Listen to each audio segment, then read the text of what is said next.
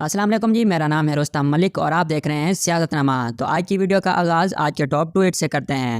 Number 1 پہ آتے ہیں۔ عمران ریاض خان ٹویٹ کرتے ہیں، مریم نواز کو نون لیگ کی شکست کا اتنا یقین ہے کہ ان کے مطابق سپریم کورٹ کا فیصلہ الیکشن کے لیے نہیں بلکہ عمران خان کو پلیٹ میں رکھ کر پنجاب حکومت دی گئی ہے۔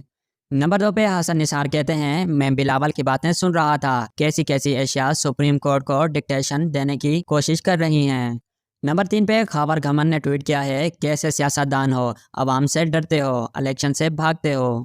نمبر 4 پہ حبیب اکرم نے ٹویٹ کیا ہے، مسئلہ جلد یا دیر سے الیکشن نہیں، دستور کو ماننا یا نہ ماننا ہے۔ اسی طرح بحران سپریم کورٹ کے فیصلے سے نہیں پیدا ہوا، اس کو نہ ماننے سے پیدا ہوا ہے۔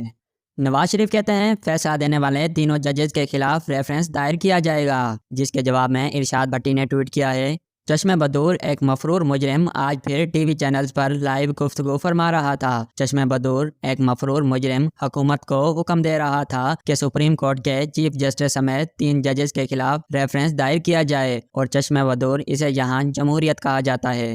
نمبر 6 پہ مولانا اسد محمود نے کہا ہے، الیکشن پر سپریم کورٹ کے ناجائز اور غیر شرعی فیصلے کو پاکستان میں نافذ العمل نہیں ہونے دیں گے۔